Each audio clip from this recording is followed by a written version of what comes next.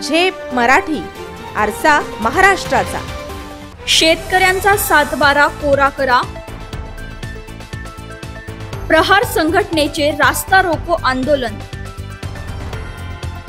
कृषी मंत्री कोकाटे यांचा राजीनामा घेण्याची मागणी।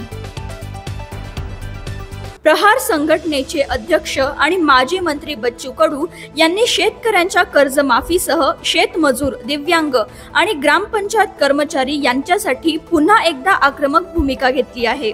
आज राज्यभरात प्रहार संघटनेकडून चक्का जाम आंदोलन करण्यात आले आहे। धुळे जिल्ह्यातील शिरपूर शहरात देखील आज प्रहार संघटनेच्या वतीने काही काळ महामार्ग रोखून धरला। प्रहारचे कार्यकर्ते आणि शेतकरी मोठ्या संख्येने रस्त्यावर उतरले होते। यावेळी टायर जाळून रास्ता रोको करण्यात आला। तसेच जय जवान जय किसान, शेतकरी विरोधी सरकारचा धिक्कार असो अशा घोषणांनी परिसर दणाणून गेला। पोलिसांनी तातडीने हस्तक्षेप करत प्रहार कार्यकर्त्यांना ताब्यात घेत वाहतूक सुरळीत केली।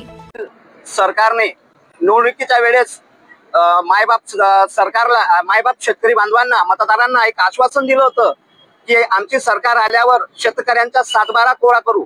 परंतु सत्तेवर बसून कदाचित त्यांना विसर पडला असेल की त्यांनी आश्वासन दिलं होतं की तुमचा सातबारा कोरा करू, परंतु आज जवळपास वर्ष होण्यात आले तरी आज कुठल्याही प्रकारचा शेतकऱ्यांचा सातबारा कोरा झालेला नाही।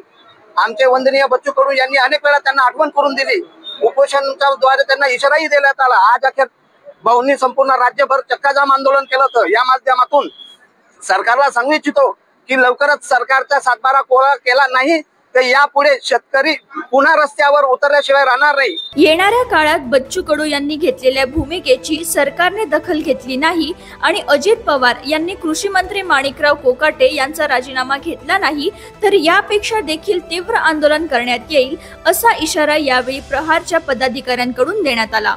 अशाच वेगळ्या आणि ताज्या बातम्यांसाठी पाहत रहा झेप मराठी, आरसा महाराष्ट्राचा। संपादक प्राध्यापक अनिल चव्हाण, धुळे।